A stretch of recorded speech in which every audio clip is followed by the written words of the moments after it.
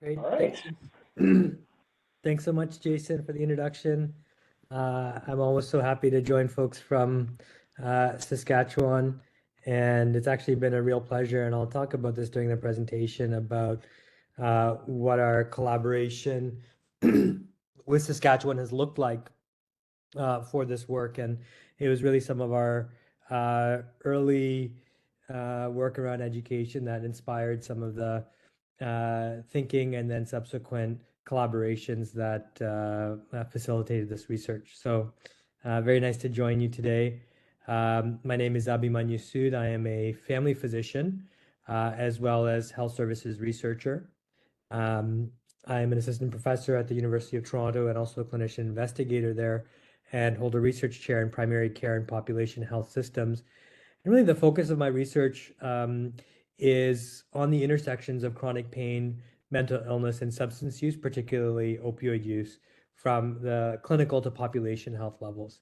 And today we'll have an opportunity to really look at policy as it relates to opioid use disorder and specifically opioid agonist therapy or treatment or management of opioid use disorder.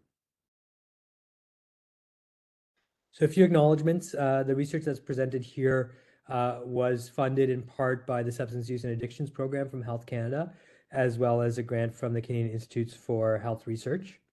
I'd like to acknowledge my co-investigators, Kelly Chu, Chloe Campbell, Arni Shivkumar, and Rahim Monidin, who have contributed both to data collection and analysis.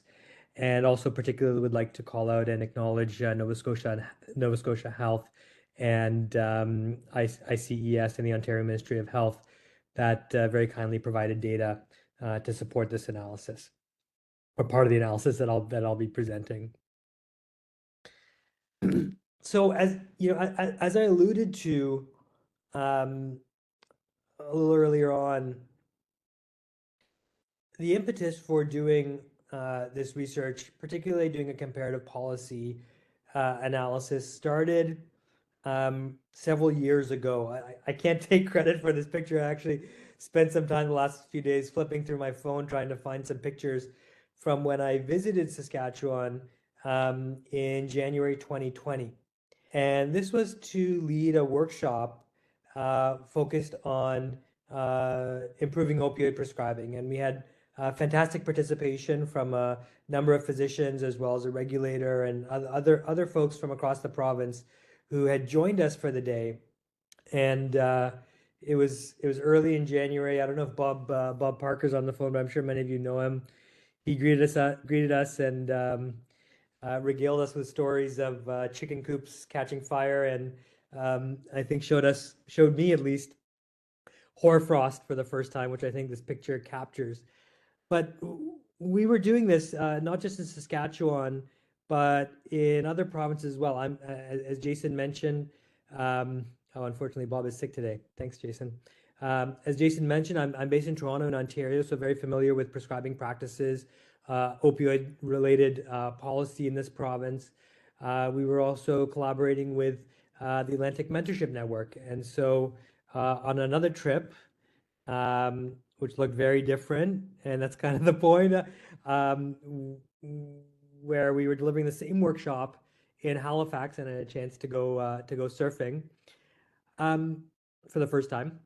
Um, I could see, and my co-facilitators could see that there were substantial differences in the epidemiology of opioid-related harms, in prescribing practices, what substances were being used, in what ways, what kind of policies and systems were in place to support clinicians and health systems with respect to acknowledging, addressing, managing uh, chronic pain, opioid-related harms, and opioid use disorder.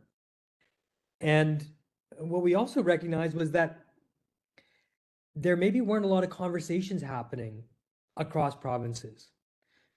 We were learning a lot because we were adapting our program to the particular needs of the provinces, getting feedback from participants and other educators about what are the particularities of the opioid crisis, if we want to call that, across the country. But we started having some informal conversations across provinces, and Jason and others, as part of the stewardship program, Bob, as I had mentioned, we're very happy to be involved in those conversations, and we started to have some informal learning. But we said maybe we need to try and formalize this a little bit more so we can develop some cross-provincial learnings. And I'm sure many of you have seen these data before. These are from the Health Canada website, documenting opioid-related harms. And we know that there is very substantial variability with respect to the epidemiology of opioid-related harms across the country. This image is a case in point. We see generally the Western provinces and territories, Yukon, British Columbia, Alberta, typically having higher rates of harms than the Eastern provinces, particularly in the Maritimes. We have a lot of holes in our data, as you can see, very incomplete data from Quebec, not a lot of availability of data from Manitoba, which is an important problem I'll come to later. And we see Saskatchewan there sort of sitting there in between, Prairie Province, sort of higher rates of harms than the Eastern provinces, perhaps not as high as Ontario. We know that there are some, at least at the time from these data were collected, perhaps we know that there are differences in the way the data were collected and reported across provinces. But we see, if you look in the top right here, I don't know if you can see my cursor, this is the crude rate of apparent opioid toxicity deaths for Saskatchewan specifically, and a huge rise. So a lot of when this work was happening was during the pandemic. And obviously a lot of resources that had initially been put towards responding to opioid-related harms were moved towards it, appropriately in some ways, addressing the pandemic. But at the same time, saw a huge rise in opioid-related harms in Saskatchewan, but also across the province. But the key message I want you to take away from this is that, the opioid crisis is not really one thing in Canada. It can look very different across provinces. And that has to do with a variety of factors. And in fact, we've had very little scholarship and evaluation of why this is. We know that there are certain differences, for example, in the nature of the drug supply. We know that there's higher amounts of fentanyl and other high potency opioids that are available in Western provinces. That has to do with economics and geography. But there hasn't been a lot of investigation into health system difference, into health policy differences that may be driving, contributing, or responding to this differential harm and differential nature of opioid-related harms across the country. And this is not new. This is several years ago we published this paper looking at the media portrayal of the opioid crisis in Canada. And specifically what we found was that sort of early reporting in the early 2010s, much more of a focus on the eastern provinces, maritime provinces, that has shifted, that subsequently shifted towards the western provinces, particularly British Columbia. And there has been somewhat of a dominance of the national conversation with respect to opioid-related harms by what's happening in some of the larger Western provinces, as well as just the larger provinces in general, including Ontario. Now, obviously, that has to do with population, but and sort of maybe concentration of, for example, media attention. But at the same time, what happens is that we may lose some of this granularity about differences across provinces. And I think particularly some of the smaller provinces may be at risk of getting lost in a shuffle with respect to federal or national level responses that may not be so responsive to the particularities of what's happening in their provinces. And a couple of the provinces that have been tightly embedded in this work, Saskatchewan and Nova Scotia in particular, potentially fall into this category. So this really prompted us to say, well, somebody's got to do that work. We have to understand, at least take one cut. Now, this is the research I'm going to present is not going to capture, really the entirety of differences with respect to opioid-related harms across the country, but sort of take one slice at it taking an opportunistic approach with a federal policy change. So what happened in starting in 2017 was that Health Canada commissioned the Canadian Research Initiative in Substance Misuse, also known as CRISM, to do a national consultation regarding the Section 56 exemption requirement for methadone prescribing. So many of you on the call may be familiar with this exemption requirement that essentially in order to prescribe methadone for the management of opioid use disorders, individual prescribers had to obtain an exemption from the Controlled Drugs and Substances Act at the federal level, as well as comply with provincial regulatory requirements. And so it's sort of this dual level of regulation that we don't see for many substances, including other potentially harmful or toxic substances, including opioid analgesics used for the management of pain. There's no such requirement to have an exemption from the Controlled Drugs and Substances Act to prescribe fentanyl or to prescribe oxycodone for the management of pain. And so, as a result of some policy advocacy, Health Canada said, well, maybe we should look into this issue and understand whether this exemption is facilitating what we hope it to, which is meant to be, safety at the population level, or is it acting as potentially a barrier to accessing high quality evidence-based care? As a result of this consultation, the primary recommendation was that really the federal level exemption was not providing any additional protections or safety and potentially acting as a barrier to care, given that there was existing provincial, provincial regulation for each of the provinces and territories around methadone prescribing. As a result of this consultation, or in response to this consultation, Health Canada made a decision in May 2018 to rescind the requirement for a methadone exemption. Then it was up to the provinces to decide what they were going to do, given that the change at the federal level. And so what this did, actually, before I go there, what I want to note here, sort of going back to sort of the dominance of the conversation, we see the number of respondents by province and territory.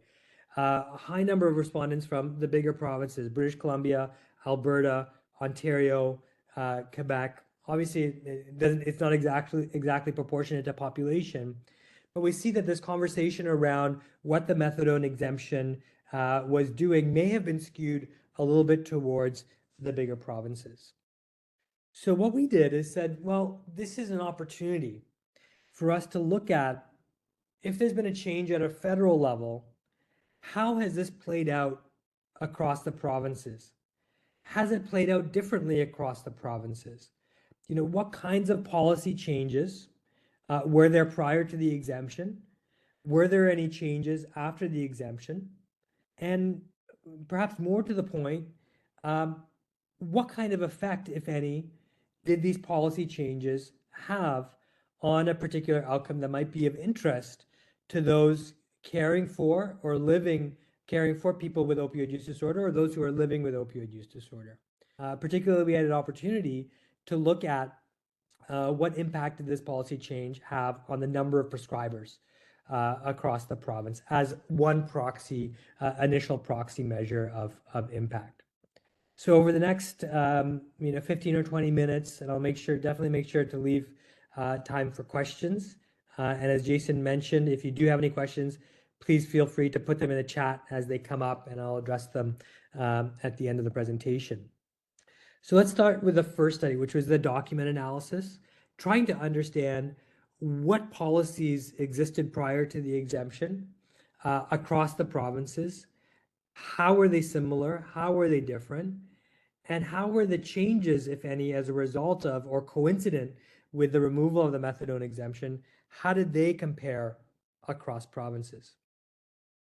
So what we did is examining all the documents, and this included regulatory authority documents,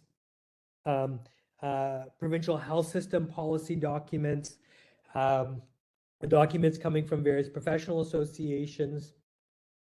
We identified really 5 categories of policy as they related to opioid agonist therapy prescribing. So primarily methadone and buprenorphine. Um, and these 5 categories were essentially requirements around education and training, mentorship or preceptorship, uh, ongoing continuing medical education, registration with the prescribing college, and this includes, we looked at documents from both physicians as well as nursing colleges, because in many jurisdictions, including throughout the study period, um, nurse practitioners got the ability to prescribe controlled substances, including methadone and buprenorphine. And finally, the last category, one of auditing or having a practice review in order to be able to prescribe agonist therapy, including specifically methadone. So, a few key trends I want to point out here.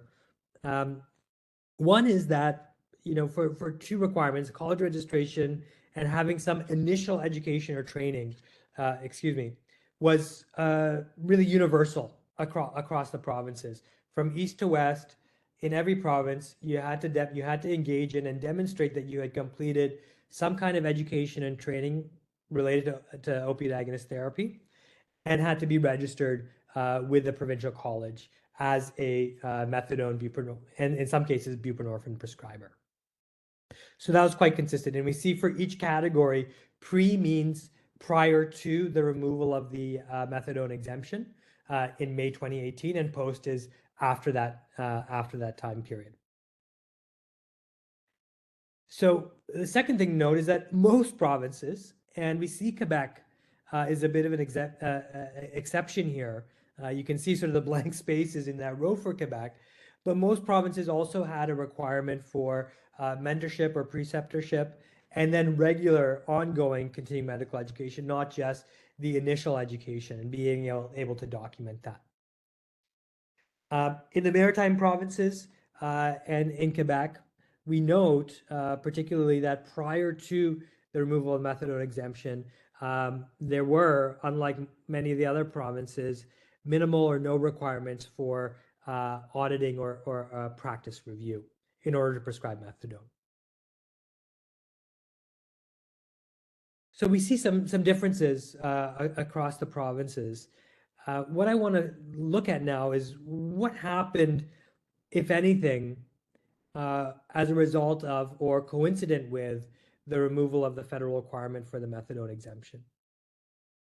And the major point I want to raise, or trend I want to raise here, is this idea of a bit of an east-west divide. And probably the easiest way to see that is to look at the number of dots in the top half of this table versus the number of dots in the bottom half of this table.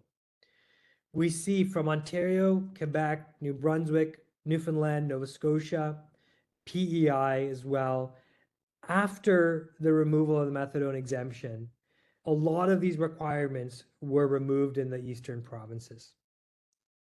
In the case of Quebec, there wasn't a lot in the first place, but in other provinces that had requirements for education and training, mentorship, regular continuing medical education, registration with the college, these were removed after the methadone exemption requirement was rescinded in May 2018. Whereas in the Western provinces, we see a lot of dots continuing to be there in the post period. So we did not identify many policy changes in response to in the Western provinces in response to the federal exemption rescindment in May 2018. And what we've called this is a bit of a east-west divide. And in some ways, this is concerning because, as I identified earlier, if we go back to that map of opioid-related harms, we have greater opioid-related harms. Now, not all of them are happening in the context of opioid use disorder, but we should recognize that access to opioid agonist therapy and good treatment of opioid use disorder is an important part of the response to opioid-related harms. That we have higher opioid-related harms in the Western provinces and potentially we actually don't have good data about this, but likely higher rates of opioid use disorder. And so, in some ways, there's an argument to be made that perhaps the Western provinces are not adequately taking advantage of opportunities to reform policy in response to the opioid-related harms. Pushing that even further, maybe we can argue, and this requires further investigation, perhaps the higher rates of harms in the Western provinces compared to the Eastern provinces have to do with this tighter regulation of opioid agonists in the first place. That perhaps it's not just a failure to respond, but perhaps some of the opioid related harms are being driven by tighter regulation, causing lower access to evidence based therapy. This is a possibility that requires further investigation. Just to reinforce this idea of a east-west divide and also how some of the smaller provinces are influenced by the policies of larger provinces. What we did is we looked at all the documents that were included in our corpus. And what we noticed was that a lot of the documents were referencing policies or statements or education programs or guidelines from other provinces. And so what we did is we looked at what was the direction and the nature of that referencing.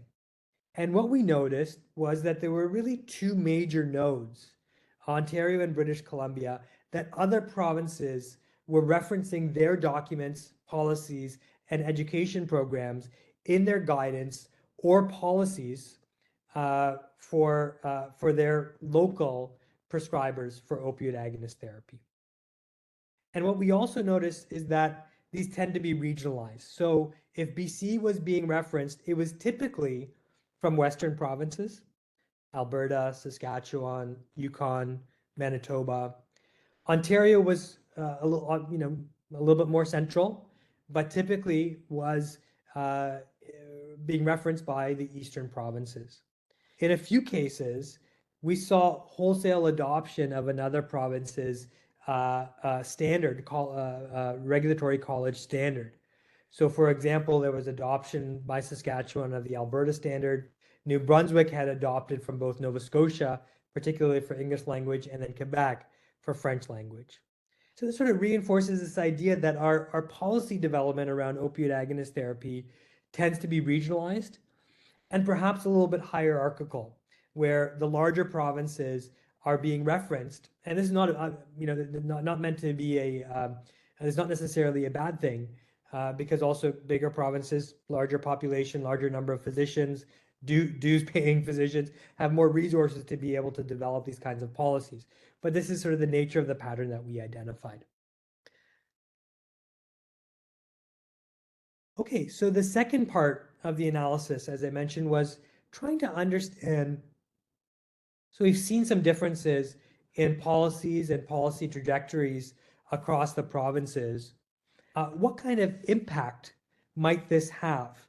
And there's a lot of different kinds of outcomes that we could look at.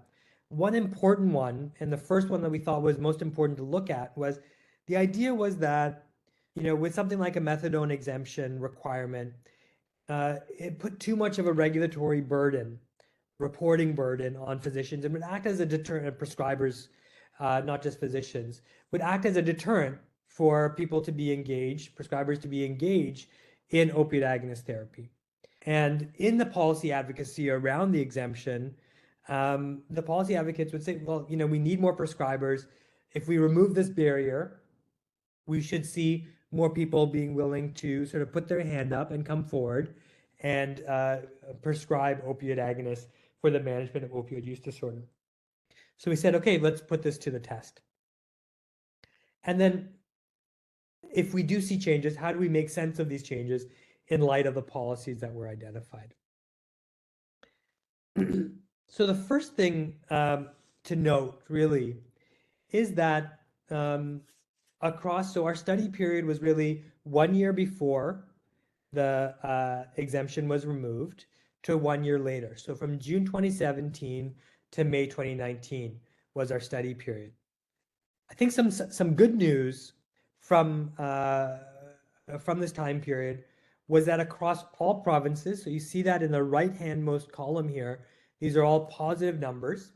Um, we saw increases in the number of opioid agonist therapy prescribing physicians and in some cases nurse practitioners. I'll come to that a little bit later.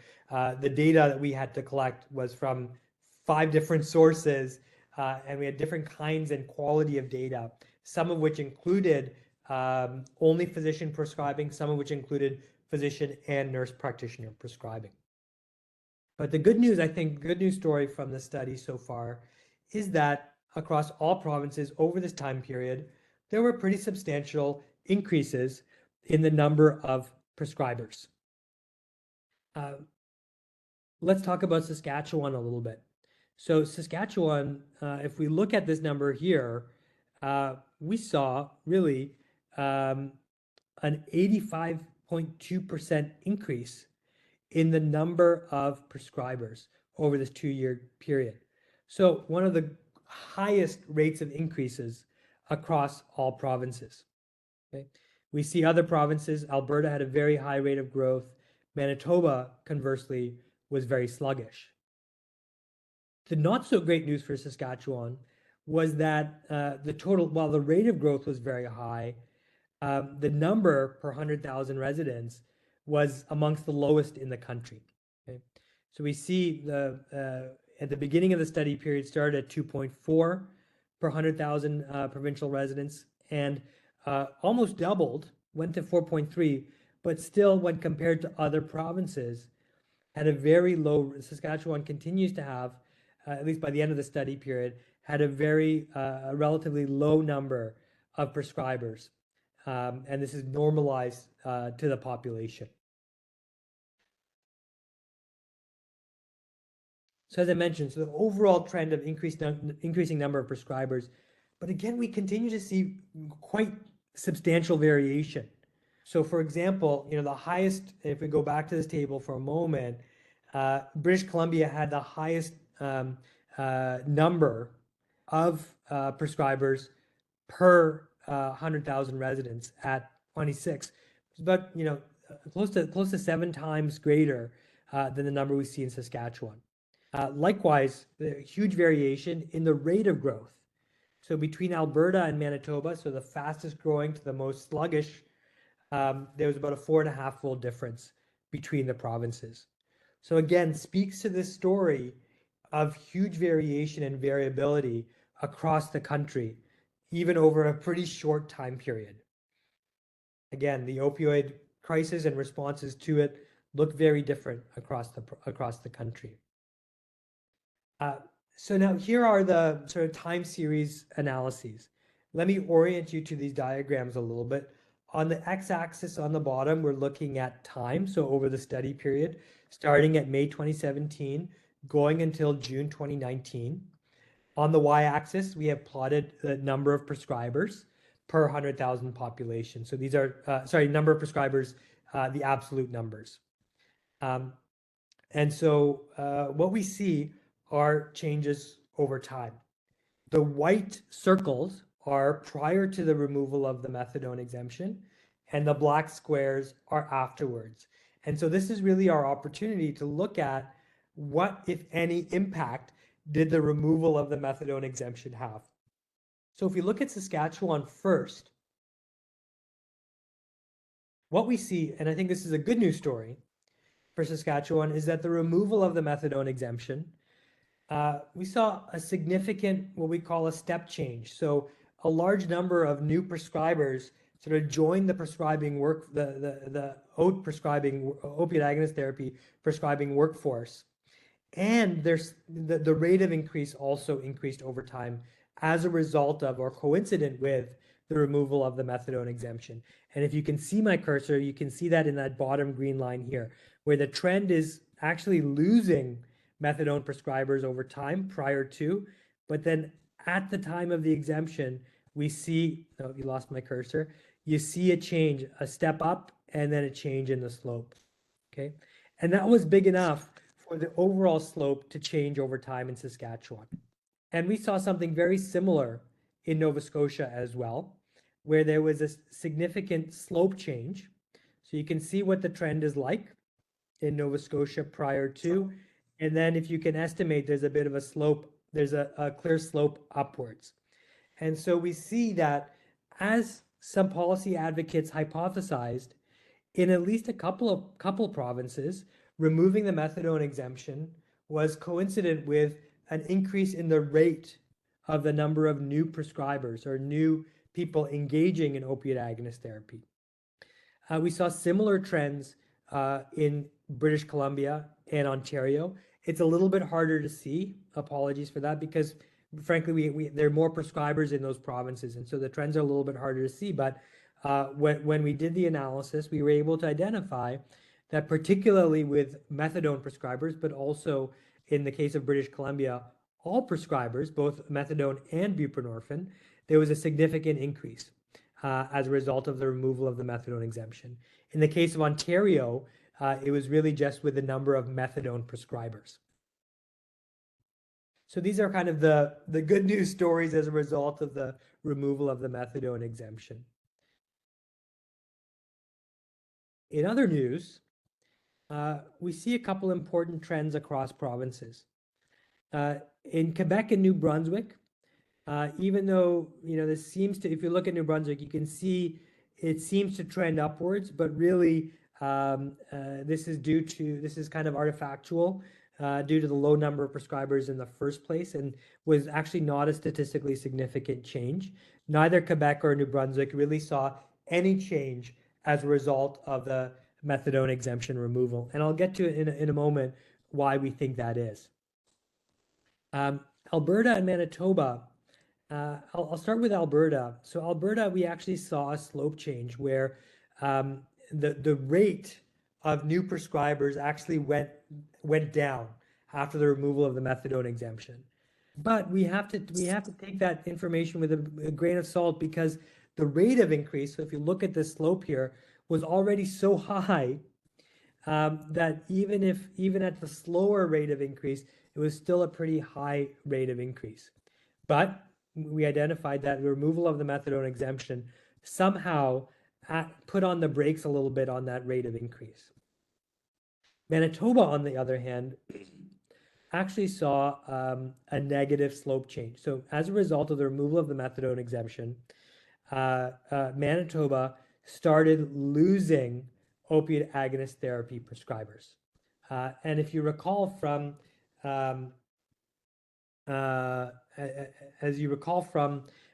the earlier part of this analysis, Manitoba does not have a lot of prescribers in the first place. And so this is quite concerning. So some of the interpretations of why we are seeing these data. So Quebec and New Brunswick, I think, is a pretty clear story. If you recall from our policy analysis, both Quebec and New Brunswick, partly because New Brunswick draws on Quebec policy quite a bit, had already liberalized opioid agonist therapy prescribing quite a bit prior to the removal of the methadone exemption. And so perhaps there was not a lot of space for an extra benefit as a result of the removal of the methadone exemption. British Columbia, I think, is a very instructive case. And I think it goes back to part of this idea that a lot of our policy attention has been focused on British Columbia. Even prior to the removal of the methadone exemption, there were some important policy changes that British Columbia had engaged in, including declaring a public health emergency, including moving oversight of opioid agonist therapy prescribing from the provincial colleges to the British Columbia Center for Substance Use as a more sort of educational approach rather than a regulatory approach. And so I think British Columbia, and this is what we're hypothesizing, and more research is required to understand this, but in our discussion with policymakers in BC, this resonates with them quite a bit, that British Columbia was in some ways, they were primed to respond to the methadone exemption removal. They were ready to go and take advantage of that even before it happened. And maybe that's because they had a bit of a louder voice at the table, and were part of the sort of louder group that was advocating for the removal of the methadone exemption. Ontario is an interesting case. You know, as the largest province, most number of prescribers, there was a positive increase. It may have not been so as identified as being so significant because there was a large pool to draw from already. So you need to have a very large increase for that to be noted as a really statistically significant increase. Nova Scotia. So I've alluded to this a little bit already, but coincident with um, this change in the methadone exemption across multiple provinces, and the timelines are different for different provinces. But there was a expansion of allowance for other health professionals besides physicians, namely nurse practitioners, to be able to prescribe opioid agonist therapy and other controlled substances. And in Nova Scotia, in particular, and our data seem to suggest this. It was really actually exactly at the same time. I think it was the next month in June 2018 that nurse practitioners were allowed to prescribe methadone and buprenorphine. So we believe that that was also a contributing factor. Saskatchewan obviously showed a similar pattern as Nova Scotia, but prescribing allowances were only started in 2019, so after the removal of the methadone exemption. So it's not so clear yet why we saw the good jump in Saskatchewan. Alberta, perhaps no surprise that the methadone exemption did not have a positive change, because as we noted, if you remember from the initial study, there weren't a lot of policy changes as a result of the removal of the methadone exemption. So it really was not really a negative. It was not really a net positive for Alberta. Unclear at this point why there was a slowing of the rate, but perhaps that was just because the rate of growth was so high that it was perhaps not sustainable. And for Manitoba here, you see, I've just put a siren because based on our analysis, Manitoba is really probably the most concerning province. They have amongst the highest rates of opioid-related harms. They sort of pattern with the Western provinces. Low number of agonist therapy prescribers in the province, and actually had a drop off, coincident with the removal of the methadone exemption.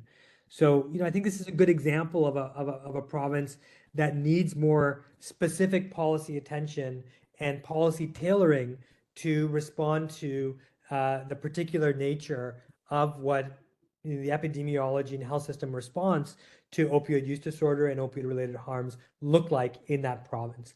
And I think this research can help contribute to that, so that lessons that we have taken and can take from other provinces can be applied to support places like Manitoba, support places like Saskatchewan to increase the relative number of prescribers per population. So some important lessons, as I mentioned, we cobbled data together from 5 different databases. This is not a new story, that, we don't have federal repository, national repositories of data. And so a lot of our work, probably 80% of our work, was just getting access to the data. But as I've mentioned, I think we really want to recognize the huge variability. But I think sometimes we look at the variability and say, okay, well, we just got to do things on our own. And I think we can flip that on our head and say, no, listen, we have opportunities to learn across provinces and create some of these really diverse policy and knowledge networks, so that we can learn from each other. Each province has been doing things that have been helpful, things that maybe have not been so helpful.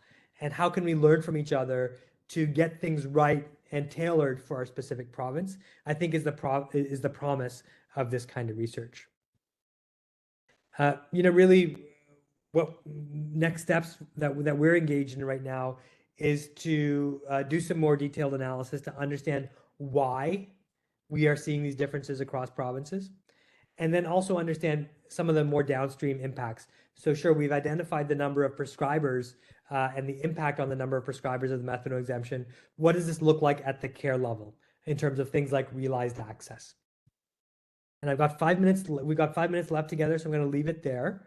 And we can take questions. I think you can put them in the chat, or perhaps people can. I'm not sure, Jason, if people can unmute and ask questions. I'm open to any and all kinds of questions. Absolutely. Thank you very much, Dr. Sud. I'm going to stop the recording.